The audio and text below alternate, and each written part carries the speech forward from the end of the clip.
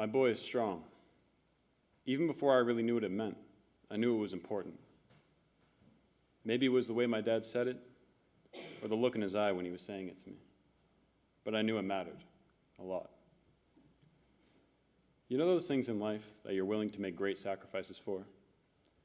Things that you dedicate more time and effort to than anything else? Things that you're truly passionate about?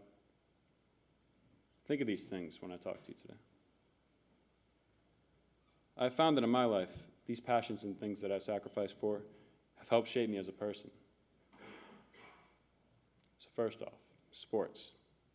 As a kid, I was a bit crazy, constantly running around in the house, in stores, restaurants, church services, you name it. And after 5 years of dealing with this, chasing me around everywhere, my mom decided to sign me up for soccer to play with a bunch of other kids my age. This seemed like a great idea at first, but there are a few problems. When I was 5, I was already about a foot taller than all the other five-year-olds, and I was filled with energy. I had also developed a pretty bad habit of kicking the ball as hard as possible whenever it rolled by me, which always ended up in an injury of some sort to another child. Because I was so big and dangerous, I was actually kicked out of the program after that season, and my coach told my parents that they should sign me up for football instead.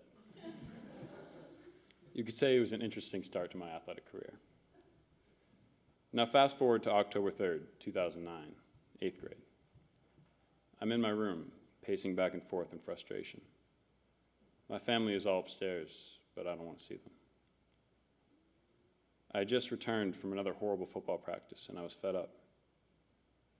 After spending a few minutes angrily pacing, I storm upstairs and I see my dad. He asked me how football practice went, and out of rage, I start yelling about how awful it is and how much I dislike it. And as I continued my rant, my father breaks his silence and asks me, "Well, what do you want to do about it?" It took me a second to respond, and then I said it. The sentence I thought I'd never say. I want to quit. I had never quit anything before. Even if I didn't like it at first, I would tough it out. But this time I just couldn't do it. So when my father called the coach to tell him, I just wanted to hide. I felt so ashamed, like I was letting myself and all my teammates down. In the midst of these feelings, my father hands me the phone. After talking with my coach for about a minute, feeling almost speechless, there was a long pause. Then I hear my coach say, "Hey, Charlie, it takes a lot of courage to do this, and I know it's not easy. Just know that it's all right." And just then something happened. Somehow I felt all right, like a weight had been lifted off of me, and I smiled. My second passion is church. Ever since I was a kid, church was always something that was in my life, although it definitely wasn't always a passion of mine. My parents were both raised Catholic, so growing up, my family went to a Catholic church service. We said grace before dinner, and my sister and I had to go to CCD class every week. I highly disliked it. I would fall asleep every service and throw a fit before every CCD class. This cycle went on for years until my parents decided to make a change. We were recommended to join a small Protestant church near my house, so without many other options, we tried it out. After a week of this new church, I became more involved than I'd ever been in anything else. I went to the youth group, middle school Bible study, every Sunday service and more. And I was really liking it. I met a bunch of great people, including the youth pastor that led my youth group. He had just graduated from college and was just as new to the church as I was. So Pastor Dan and I became very close as the years went on. Now, because I was so new to the church and I wasn't yet very strong in my faith, I didn't exactly know how to pray. I had seen people pray many times before, but I just never volunteered to say anything out loud. I wish I had told this to Pastor Dan sooner. I can remember that one Sunday morning so clearly. I was sitting in my usual spot with my usual friends, talking and waiting for the service to start, as usual. The service started with the band playing a few songs, and everything was going smoothly. So then, Pastor Dan walks up to the podium, gives his usual announcements. I don't remember any of those announcements, but the next thing Dan said definitely caught my attention. Now we're going to have one of our youth pray for the offering. Charlie? Now, for those of you who don't know, the offering is basically a small donation basket that's passed around the church for anyone who's willing to throw in a couple bucks. Keep in mind, I struggled to pray the most basic prayer out loud to a couple of my closest friends. So freestyling a prayer to around 100 people about passing around a money basket wasn't exactly my strong suit. So I sat there looking around to see if there were any other Charlies that he could be talking about. But I was sadly mistaken. Dan's direct stare at me left me horribly certain. So I slowly walked up to the podium and glanced at the crowd. I confidently began by asking everyone to close their eyes and bow their head in prayer. And right there was the end of my vocabulary. Nothing. My mind went completely blank, and I lost all words. It took me so long to say anything besides and that people started looking around to see what was going on. I panicked and said into the mic, "God, please let people give money if they want to, but they don't have to." Then concluded with, "Thanks," in replace for the more traditional amen.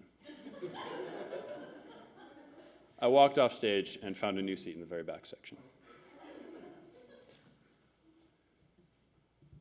Now for my third passion.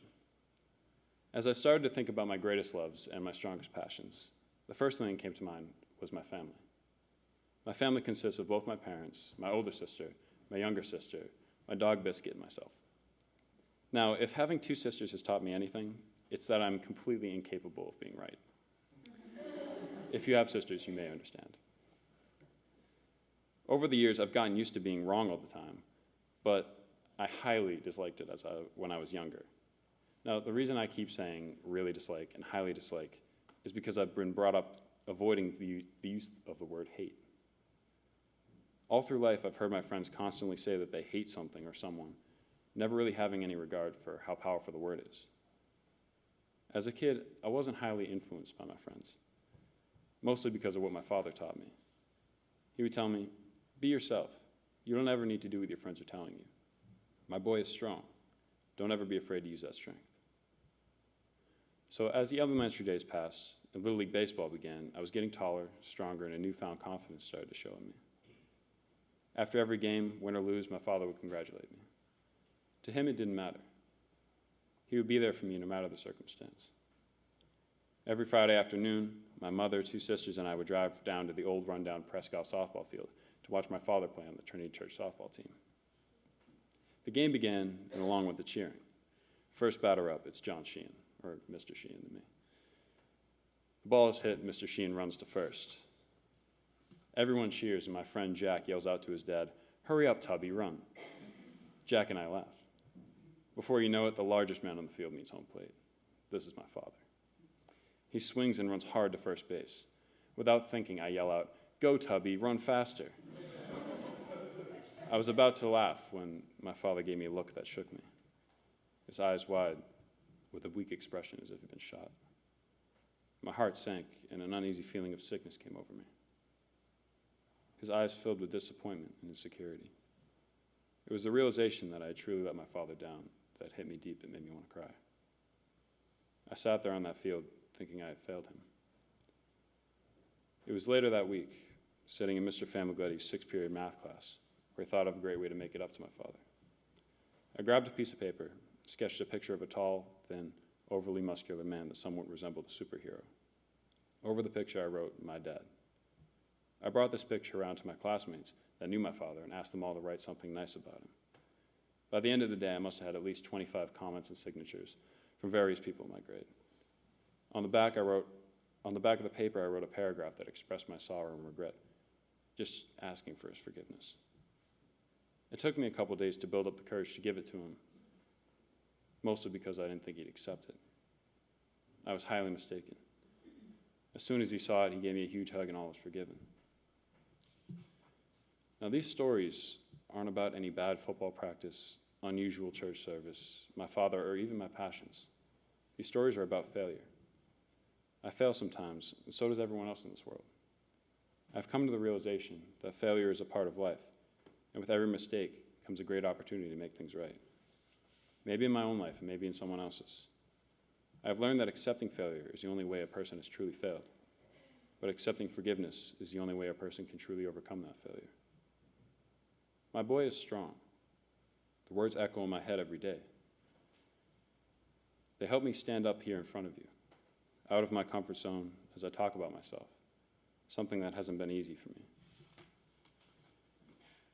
I used to think he meant physically strong, but now I know it's something much bigger and more important than that.